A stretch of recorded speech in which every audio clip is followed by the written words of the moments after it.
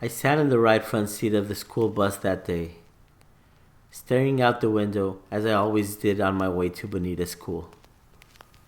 Uno, dos, tres, cuatro. I counted out loud with a pause between each number. What are you counting? Asked Raymond, the bus driver. Post, I answered and continued counting as usual. Siete, ocho, nueve. Letting my eyes wander off with the up and down flow of the cables that followed post to post along Route 166. I was the only kid on the bus. I had the whole bus to myself and I sat wherever I wanted. It didn't matter to me what side or seat I sat on because there were posts on either side of the road and no one to interrupt my practice. The 15-minute ride was my only private moment each day, and my practice felt so intimate, like a prayer, a ritual that helped me not to think of what was to come. Wishing my 15-minute would never end inside that yellow chapel with wheels that would soon arrive. 88, 89. Llegamos, yells Raymond. I was a good kid.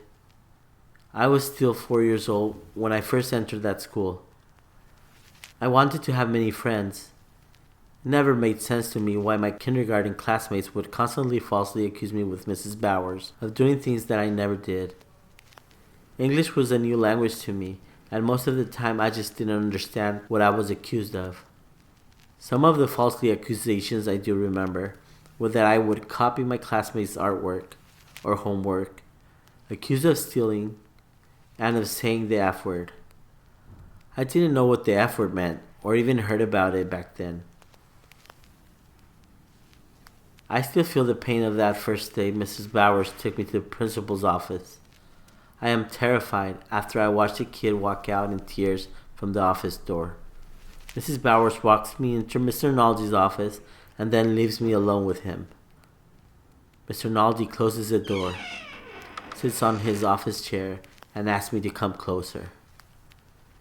He asks me to pull down my pants and underwear, and I am so scared of him. Then he puts me over his lap, spanks me so hard with his hand, and I cry. After countless days of punishment passed by, I began to think that this is normal. I don't tell Mom and Dad about this. Mom always explained to me that the fourth commandment of the 10 Commandments, honor thy father and thy mother, also meant to listen and respect my teachers. It was not very clear to me what she meant. I only blamed my classmates for their lies. All I hoped for was to ride that bus and let myself wander off again for 15 minutes on my way back home.